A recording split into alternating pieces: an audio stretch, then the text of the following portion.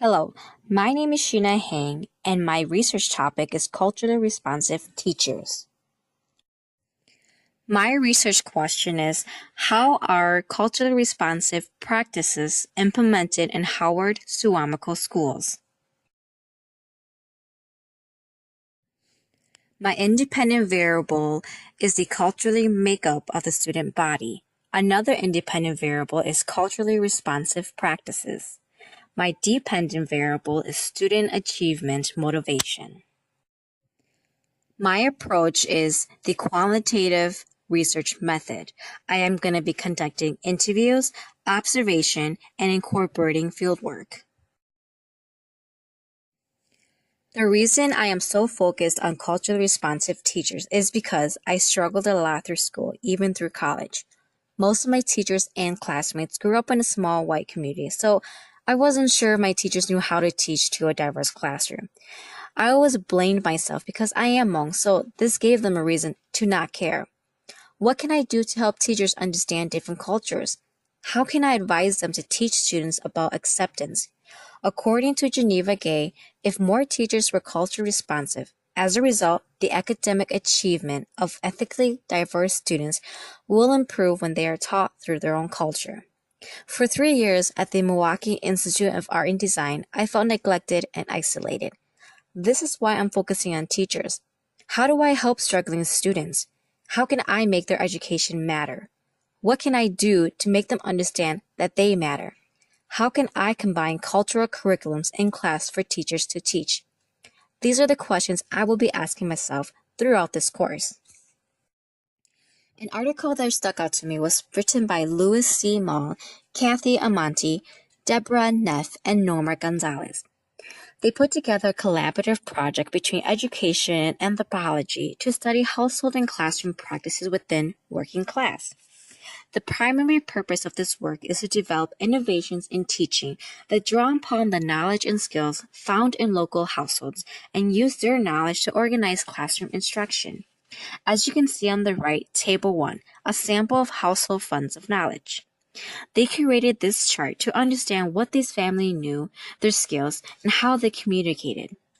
According to the authors, the term funds of knowledge refers to these historically accumulated and culturally developed bodies of knowledge and skills essential for household or individual functioning and well-being. For further research, I continue to interview Jenny Trudeau. She is the director of Shepherd's Preschool, focusing on 3 to 4-year-olds, and also a 4K coordinator for Howard Suamico.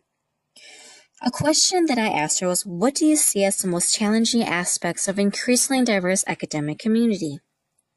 She told me that the biggest challenge is because their cultures are so different from the American style of learning. For example, there are a lot of Somali kids who attend her school. They can't be around singing, and of course, being a preschool and a 4K, kids love to sing.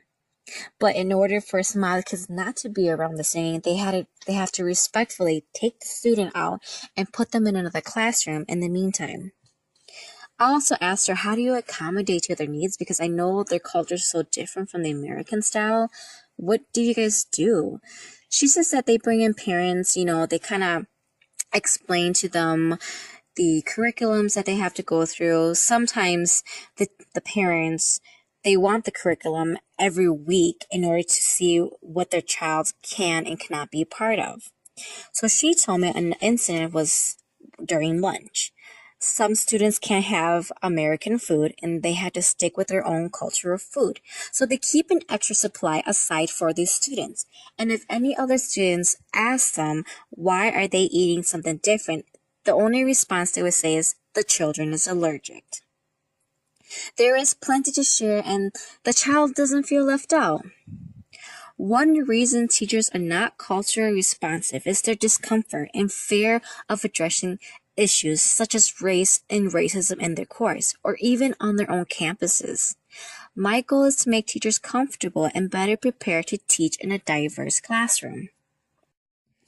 Too many teachers are incapable of teaching to diverse students because they're not prepared. They just assume all students should be taught the same because they don't understand how to teach to them. Educators believe teaching requires mastery of content knowledge and educational skills, but they need to understand that knowledge needs to be culturally responsive to diverse students as well.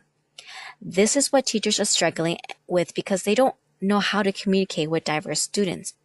I am a diverse student and I appreciate when my professors show interest in my Hmong culture.